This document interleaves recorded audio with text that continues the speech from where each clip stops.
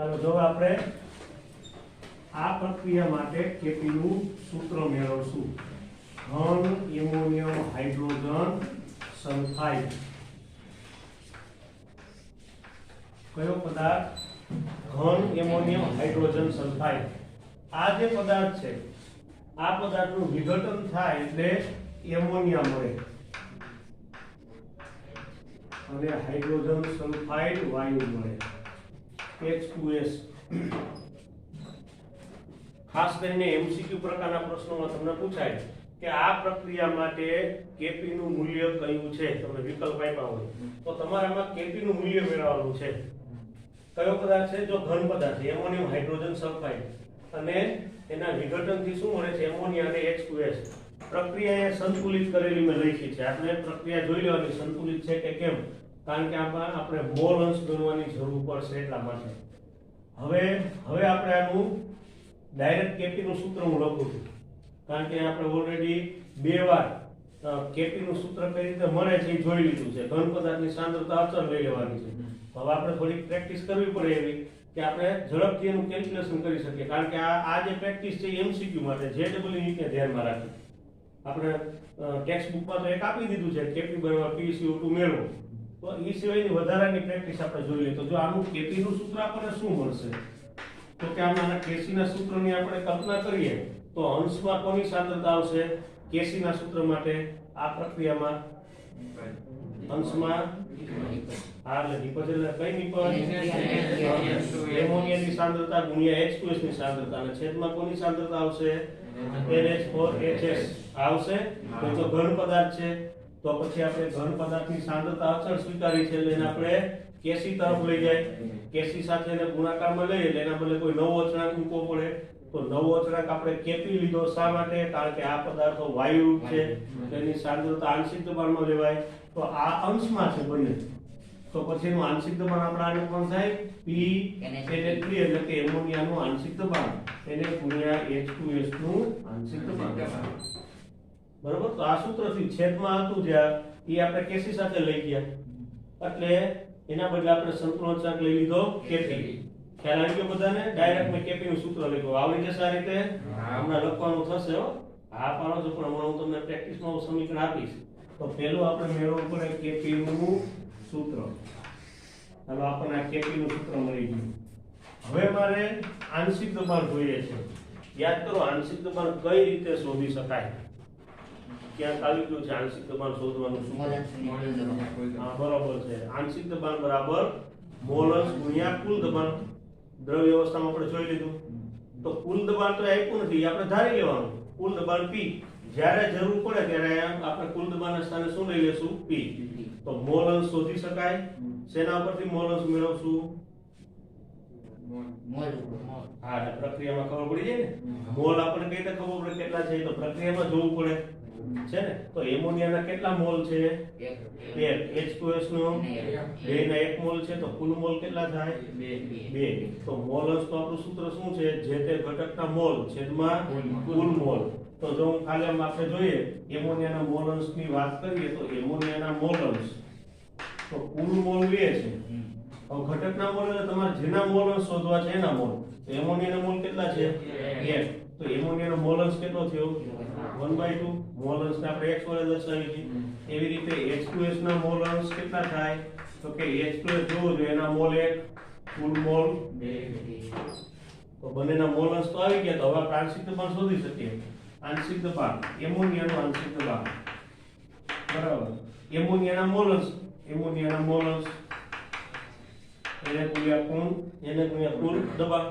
તો હવે આપણી પાસે બંનેના મૂલ્યો છે. એમોનિયાનું મોલ અંશ કેટલા છે? 1/2.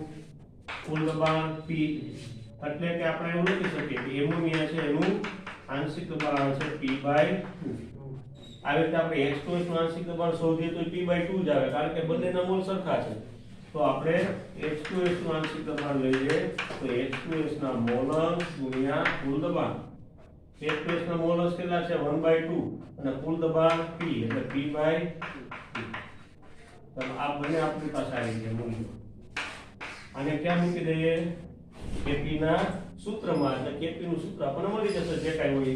તો હવે કેપી બરાબર Kp બરાબર PnH3 એટલે કેટલા થાય P/2 P/2 એને ગુણ્યા H2S આંશિક દબાણ એટલે P/2 તો Kp નું સૂત્ર શું મળે છે P²/4 શું મળે છે P²/4 અહીંયા તમને MCQ માં આપ્યું હોય P²/4 એ આપણે સિલેક્ટ કરવાનું રહે બાકીનો ઓપ્શન ખોટા હોય તો તમને આવી કોઈ પ્રક્રિયા આપી દેવામાં આવે અને એના પરથી તમને કહેવામાં આવે કે સાચું Kp નું સૂત્ર કયું છે આવું તમને પૂછવામાં આવે આપણે સૂત્ર મેં તમને કરાવી દીધું છે બરોબર એક સૂત્ર મેં તમને પ્રેક્ટિસમાં આપ્યું છે હવે પાછું આપું છું અત્યારે રફ નોટમાં તમારે એ સૂત્ર છે અહીંયા કેલ્ક્યુલેશન કરવાનું છે જો અહીંયા હું પ્રક્રિયા લખું છું પ્રક્રિયા તમને આપી દઉં છું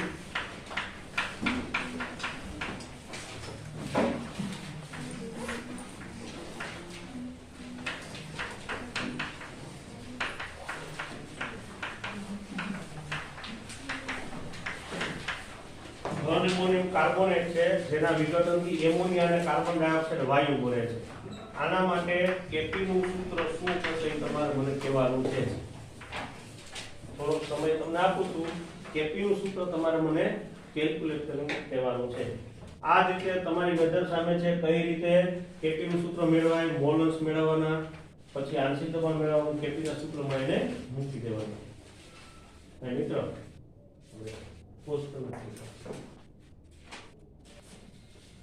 જો આપણને અહીંયા જે સમીકરણ આપ્યું છે એમાં આ પદાર્થ ધન છે અને બાકીના બે વાયુ સ્વરૂપમાં છે એટલે આપણે આ ઘન એમોનિયમ કાર્બોનેટની સાંદ્રતા ગણતરીમાં લેશું નહીં તો Kp નું સૂત્ર શું મળશે આપણને તો કે Kp બરાબર તો અહીંયા આપણે આને Kc સાથે ઉમેરી દીધો છે Kc નું સૂત્ર જે હતું એમાં આપણો આ જે પદાર્થ છે એની સાંદ્રતા છેદમાંથી પણ ઘન પદાર્થ છે એની સાંદ્રતા અચળ સ્વીકાર Kc સાથે ઉમેરી દીધું અને એના બદલે સંતુલન ચાર્જ છે એ Kc ગુણ્યા આ જે પદાર્થ છે એની સાંદ્રતા એના માટે આપણે સંતુલન ચાર્જ શું લઈ લીધો Kp શા માટે કારણ કે આ પદાર્થો વાયુરૂપ છે એટલે એની સાંદ્રતા આંશિક દબાણમાં લેવાય તો આનું Kp નું સૂત્ર આવશે PnH3 અને જો અહીંયા 2 મોલ છે એટલે ઉપર સ્ક્વેર આવશે અને અહીંયા આગળ આવશે PCO2 એટલે જેને આ 2p સ્ક્વેર ને એવું કઈ મૂલ્ય આવતું તો એને અહીંયા તો પેલી ભૂલ કરી હોય મોલ લખવાના રહી ગયા હોય તો મને આન્સર આપ્યો તે હું સમજી ગયો કે આને ક્યાં ભૂલ કરી એ ભૂલવાનું નથી આપણે અહીંયા ઘાતાંકમાં દર્શાવવાના છે જે કઈ મોલ છે આ આપણું Kp નું સૂત્ર થયું હવે આપણે બંનેના મોલ અંશ શોધી લઈએ એના માટે આપણે પેલા કુલ મોલ ની જરૂર પડે તો કુલ મોલ કેટલા છે કુલ મોલ 2 ને 3 મોલ આ 3 કુલ મોલ 3 છે તો હવે એમોનિયાના મોલ અંશ કેટલા થશે એમોનિયાના મોલ અંશ કેટલા થાય 2/3 થાય કારણ કે એમોનિયાના મોલ 2 કુલ મોલ 3 CO2 ના મોલ અંશ કેટલા થશે તો કે કાર્બન ડાયોક્સાઇડ નો મોલ 1 એના છેદમાં 3 એટલે CO2 ના મોલ અંશ આવ્યા 1/3 તો હવે આપણે એમોનિયાનું આંશિક દબાણ ગણી લઈએ તો એમોનિયાનું આંશિક દબાણ એટલે એમોનિયાના મોલ અંશ એટલે ગુણ્યા કુલ દબાણ એમોનિયાના મોલ અંશ કેટલા છે તો કે 2/3 P આ આપણને મળી ગયું એમોનિયાનું આંશિક દબાણ આ રીતે આપણે લઈ લઈએ કાર્બન ડાયોક્સાઇડનું આંશિક દબાણ કાર્બન ડાયોક્સાઇડના મોલ ગુણ્યા કુલ દબાણ કાર્બન ડાયોક્સાઇડના મોલ અંશ કેટલા છે 1/3 અને એને ગુણ્યા P એટલે કેટલો આવશે P/3 આ કાર્બન ડાયોક્સાઇડનું આંશિક દબાણ આવી ગયું આ બંનેના મૂલ્ય આપણે મૂકી દઈએ સૂત્રમાં તો Kp બરાબર NH3 એમોનિયાનું આંશિક દબાણ કેટલું છે 2/3 P 2/3 P અને જો પાછો વર્ગ છે અને હવે CO2 નું આંશિક દબાણ એટલે P/3 સાદું આપી દઈએ 2 નો વર્ગ 4 P નો વર્ગ અને P એટલે P³ છેદમાં 3 નો વર્ગ એટલે 9 અને પાછા 3 તો છે 9 × 3 એટલે 27 અહીં આવશે Kp બરાબર 4p³/27 આ Kp નું સૂત્ર થાય તો તારે આવ્યું એ તારું સૂત્ર સાચું તમે વર્ગ ભૂલી ગયા યાર નાની નાની બાબતો સુધારવાની છે કે આપણે એક એક સ્ટેપ જોઈ આપણે જોઈને જોવાનું કે આ પ્રક્રિયામાં કેટલા મોલેનો પછી જ લખવાનું, ઉતાવળ નહીં કરવાનું. ઉતાવળ કરશો તો ભૂલ થશે અને ભૂલ થઈ એટલે પૂરું થઈ ગયું, આપણો આન્સર આવે જ નહીં કોઈ દિવસ. બરોબર? એટલે આ સુધારો આપણે કરવાનો છે, ઉતાવળ નહીં કરવાની, બરોબર જોઈ લેવાનું પછી જ સૂત્ર બનાવવાનું. તો KP બરાબર 4/27 આ KP નું સૂત્ર આવશે. આવા MCQ તમે થોડાક સોલ્વ કરો એટલે તમારે એની પ્રેક્ટિસ થાય તો તરત તમને આવડી જાય કે KP નું મૂલ્ય કઈ રીતે આવે છે. રેડી? તો અહીંયા આપણું વિસ્માન સંતુલન પૂરું થઈ ગયું. એના પછી સંતુલન અચળાંકના અનુપ્રયોગો, એની તો કઈ રિવિઝનની બહુ કઈ ખાસ જરૂર નથી, પણ ભાગફળ શું છે એ પાછું આપણે જરાક જોઈ લઈએ. અને સાથે સાથે સંતુલન અચળાંક અને મુક્ત ઉર્જા વચ્ચેનો સંબંધ એ તો આપણે થોડું રિફર કરી લઈએ એટલે પછી લગભગ બધી થિયરી આપણી રાસાયણિક સંતુલનને લગતી થઈ ગઈ કહેવાય. તો પહેલા આપણે જોઈ લઈએ ભાગફળ શું.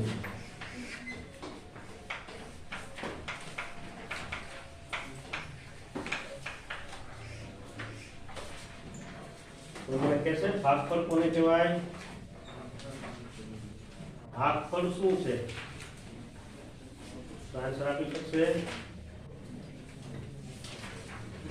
એને આપણે QC વડે દર્શાવ્યું હતું. તો એ QC ભાગફળ શું દર્શાવે છે? ભાગફળ કોને કહેવાય? નહીં, કોઈ આન્સર નહીં આપી શકે. ભાગફળ એટલે કોઈ પણ સમયે રાસાયણિક પ્રક્રિયામાં રહેલા નિપજો અને પ્રક્રિયકોની સાંદ્રતાનો ગુણોત્તર. કોઈ પણ સમય શબ્દ વાપરું છું. મેં તમને દાખલામાં અંડરલાઈન કરાવ્યું હતું, જો આમાં લખ્યું છે કે કોઈ એક સમયે, એટલે કોઈ એક સમયે જ્યારે નિપજોની સાંદ્રતા આપણે માપીએ ત્યારે એનો ગુણોત્તર ભાગફળ દર્શાવે. કોઈ રાસાયણિક પ્રક્રિયા માની આપણે શરૂ કરી અને પછી માની લો કે 1 કલાક પછી હું પ્રક્રિયકો અને નિપજોનો બેની સાંદ્રતાનું હું મૂલ્ય મેળવું છું અને પછી એનું ગુણોત્તર લઉં તો જે આવશે એને ભાગફળ કહેવાય. પણ સંતુલનમાં કોઈ પ્રક્રિયા રહેલી હોય અને હું એના નિપજો અને એના પ્રક્રિયકોની સાંદ્રતાનો ગુણોત્તર લઉં તો સંતુલન અચળાંક મળે. બેના સૂત્રો સરખા જ છે.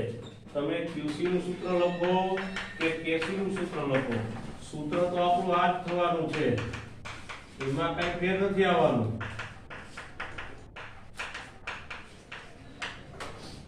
પણ ફેર એ છે કે આ જે છે આ સંતુલન ક્યારે ગણતરીમાં લેવામાં આવે? માત્ર અને માત્ર સંતુલન સમયે નિપજો અને પ્રક્રિયકોની સાંદ્રતાનો ગુણોત્તર એ સંતુલન અચળાંક દર્શાવે. પણ જો કોઈ એક સમયે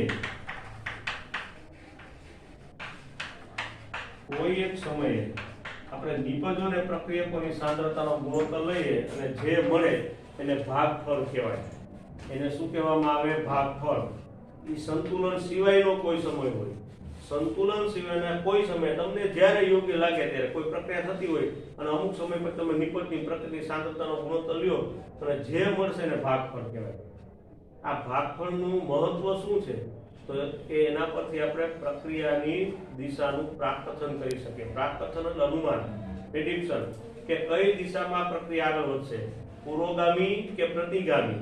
તો આપણે કોયડો તો કરાવ્યો છે, આપણે જોયું હતું કે કઈ દિશામાં પ્રક્રિયા થાય છે, QC નું મૂલ્ય મેળવ્યું હતું. હવે પહેલા આપણે કમ્પેરિઝન કરી નાખીએ. જો આ જે ભાગફળ છે ને QC કહેવાય.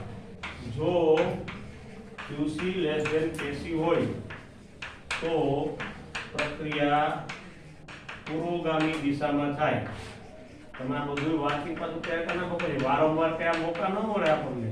આ બધું આપણે જોઈ લેવાનું. એકવાર અહીંયા તમને કહી દીધું કે QC નું મૂલ્ય KC કરતા ઓછું હોય તો પ્રક્રિયા પુરોગામી દિશામાં થાય. એ ગમે ત્યારે પૂછવામાં આવે તો આપણે આન્સર આપી શકીએ એવી તૈયારી હોવી જોઈએ આપણી. તો QC KC હોય તો પ્રક્રિયા પુરોગામી દિશામાં થશે. એટલે જો તમારું ભાગફળનું મૂલ્ય તમે નોંધેલા KC ના મૂલ્ય કરતા ઓછું આવે તો પ્રક્રિયા કઈ દિશામાં થતી હશે? પુરોગામી. એટલે કોઈ પણ રાસાયણિક પ્રક્રિયા શરૂ થાય ત્યારે અગાઉનું KC નું મૂલ્ય આપણી પાસે હોય તો ભાગફળના મૂલ્ય ઉપરથી આપણે નક્કી કરી શકીએ કે જે તે સમયે પ્રક્રિયા કઈ દિશામાં થતી હશે, પુરોગામી દિશામાં કે પ્રતિગામી દિશામાં. જો QC KC હોય તો પ્રક્રિયા પ્રતિગામી દિશામાં થશે.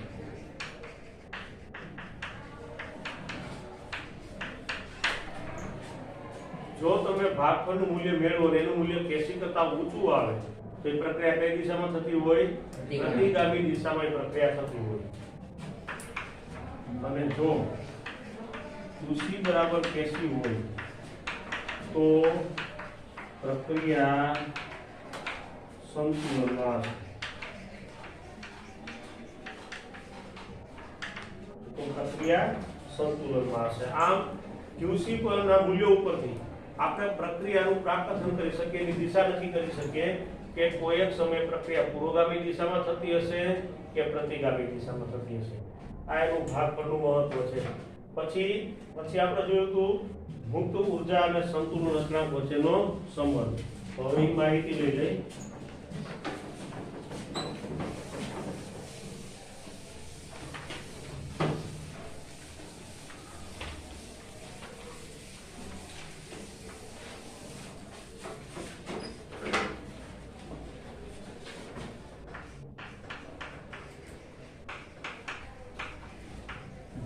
ઉર્જા ડેલ્ટા જી અને સંતુલન અચળાંક કે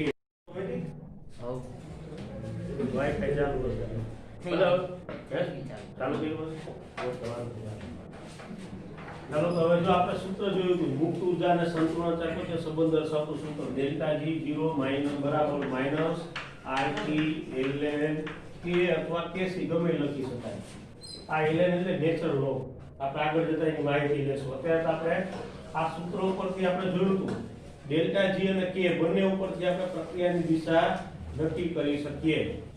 આ છે મુક્ત ઉર્જા છે, એના આપણે ત્રણ મૂલ્યો માટે જોયું હતું.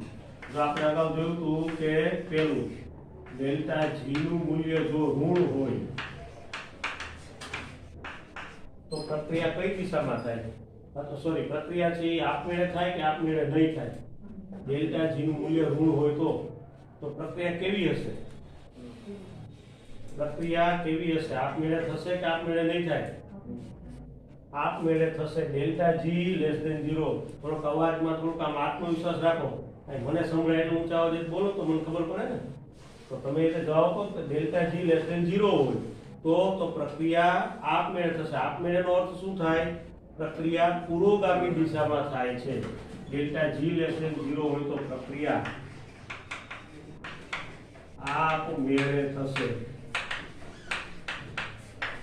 એટલે કે પ્રક્રિયા પુરોગામી દિશામાં થશે.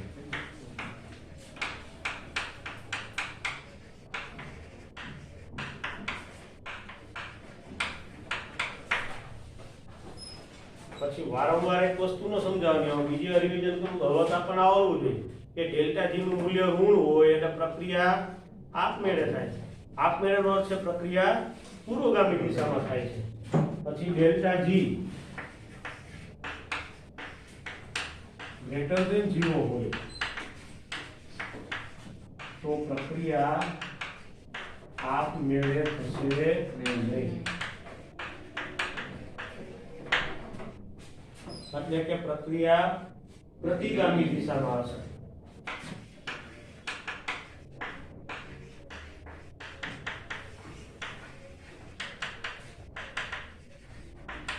અને જો ડેલ્ટા જી બરાબર 0 હોય તો પ્રક્રિયા સંતુલનમાં હશે.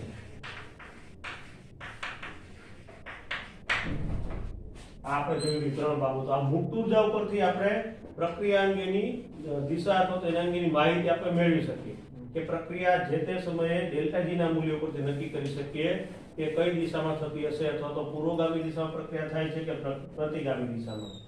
પછી આપણે આના પરથી કે નું સૂત્ર પણ મેળવ્યું.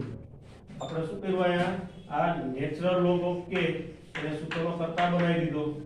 એટલે આ માઇનસ RT છે એના છેદમાં જાય તો આપણને આવું મળ્યું minus delta G0 upon RT. પછી આપણે આ નેચરલ લોગ દૂર કરી નાખ્યો તો આપણે અહીંયા આગળ એન્ટી લોગ લેવો પડે એટલે ઘાતાંક અવયવ આવશે. તો k બરાબર આને e ઘાતાંક ઉપર લેવો પડે. Delta G minus delta G0 upon RT. આ આપણને સંતુલન અચળાંકનું સૂત્ર મળ્યું. આ સૂત્રમાં આપણે ડેલ્ટા જી ના મૂલ્ય જુદા જુદા મૂલ્યો મૂક્યા. ઋણ ધન અને 0 એનું k નું મૂલ્ય કેવું મળે છે એના પરથી આપણે જોયું કે પ્રક્રિયા આપમેળે થાય છે કે કેમ. જો આપણે આ રીતે જોઈશું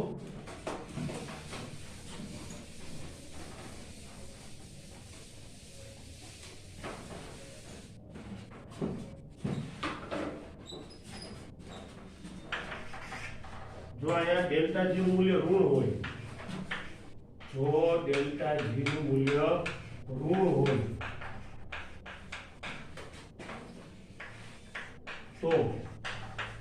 તો શું થશે? ડેલ્ટા જી નું મૂલ્ય ઋણ હોય તો માઈનસ માઈનસ પ્લસ, તો ઈ ઘાતાંક ઉપર જે ડેલ્ટા જી upon RT છે એનું મૂલ્ય કેવું થઈ જાય?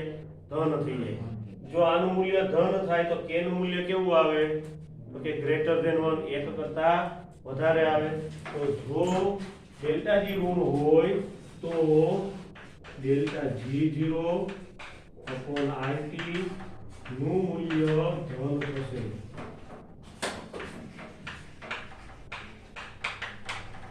આથી k ગ્રેટર ધેન 1 થાય.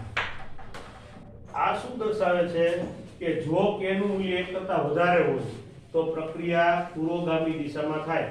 કારણ કે k ગ્રેટર ધેન 1 ક્યારે આવે છે? ડેલ્ટા g લેસ ધેન 0 હોય તો. ડેલ્ટા g લેસ ધેન 0 હોય તો પ્રક્રિયા આપમેળે થતી, એટલે કે પુરોગામી દિશામાં પ્રક્રિયા થતી હોય. એટલે તમે થર્મોડાયનેમિક્સ ઉપરથી જો નક્કી કરો તો ડેલ્ટા g ઉપરથી આપણે કહી શકીએ કે જો એનું મૂલ્ય ઋણ હોય તો પ્રક્રિયા પુરોગામી દિશામાં, અને જો તમારી પાસે સંતુલન અચળાંકનું મૂલ્ય હોય તો તમારે જોવાનું એનું મૂલ્ય 1 કરતા વધારે હોય તો પ્રક્રિયા પુરોગામી દિશામાં થાય છે. બંને ઉપરથી આપણે પ્રક્રિયા અંગેની માહિતી મેળવી શકીએ, થર્મોડાયનેમિક્સ ઉપરથી અને સંતુલન ઉપરથી. તો આ આપણે હવે આગળ જોઈએ સંતુલન અચળાંક માટે જોઈએ તો જો હવે હું ડેલ્ટા g ગ્રેટર ધેન 0 લઉં, ધન લઉં, તો આ મૂલ્ય જો હું ધન લઉં તો ઈ ઘાતાંક ઉપર જે આ ડેલ્ટા g upon RT છે એનું મૂલ્ય ઋણ લેવાનું, કારણ કે ડેલ્ટા g નું મૂલ્ય ધન છે. એટલે આ જે પદ છે ડેલ્ટા g upon RT નું મૂલ્ય ઋણ આવશે. અને જો એનું મૂલ્ય ઋણ આવે તો જો આનું મૂલ્ય ઋણ આવે તો k નું મૂલ્ય 1 કરતા ઓછું આવે તો k લેસ ધેન 1 થાય. આથી k લેસ ધેન 1 થશે. એનો મતલબ એવો થાય k લેસ ધેન 1 હોય તો ડેલ્ટા g ધન જ હોવાનું, એટલે કે પ્રક્રિયા છે એ આપમેળે થશે નહીં, અથવા તો પ્રતિગામી દિશામાં પ્રક્રિયા થશે. અને ત્રીજું, જો ડેલ્ટા g બરાબર 0 હોય તો જો અહીં આપણે ડેલ્ટા g 0 લઈ લઈએ તો કોઈ પણ અંશમાં 0 હોય તો મૂલ્ય 0 જ આવવાનું. e ની 0 ઘાત કોઈ પણ ઘાતાંક 0 હોય તો મૂલ્ય 1 આવવાનું. જો મૂલ્ય 1 આવી જાય તો k બરાબર 1 થઈ જાય. k બરાબર 1 થશે. એનો મતલબ એવો થાય જો k બરાબર 1 થાય તો પ્રક્રિયા સંતુલનમાં હોય, કારણ કે k બરાબર 1 ક્યારે થાય? જ્યારે ડેલ્ટા g બરાબર 0 હોય તો પ્રક્રિયા સંતુલનમાં જો કહી શકાય, કારણ કે ડેલ્ટા g 0 હોય તો પ્રક્રિયા સંતુલનમાં હોય. તો પછી જો k બરાબર 1 આવે તો પ્રક્રિયા સંતુલનમાં હશે. આમ ગિબ્સ મુક્ત ઉર્જા અને સંતુલન અચળાંક પરથી આપણે કોઈ પણ આવી સંતુલનમાં રહેલી એવી પ્રક્રિયા અથવા તો કોઈ પણ રાસાયણિક પ્રક્રિયા થતી હોય તો એ પ્રક્રિયા જે તે સમયે પુરોગામી કે પ્રતિગામી કઈ દિશામાં આગળ વધી રહી છે તે અંગેની માહિતી આપણે મેળવી શકીએ. તો અહીંયા આગળ આપણું રાસાયણિક સંતુલનનો આ ટોપિક પૂરો થઈ ગયો. હવે એક જ પોર્શન આપણો બાકી રહેશે સંતુલનને અસર કરતા પરિબળો, જેમાં આપણે સાંદ્રતાનો અભ્યાસ કરી લીધો છે. એટલે આવતા લેક્ચરમાં એની હું તમને થોડીક માહિતી આપી રિવિઝન કરીને એની આપણે થોડીક પ્રેક્ટિસ કરશું.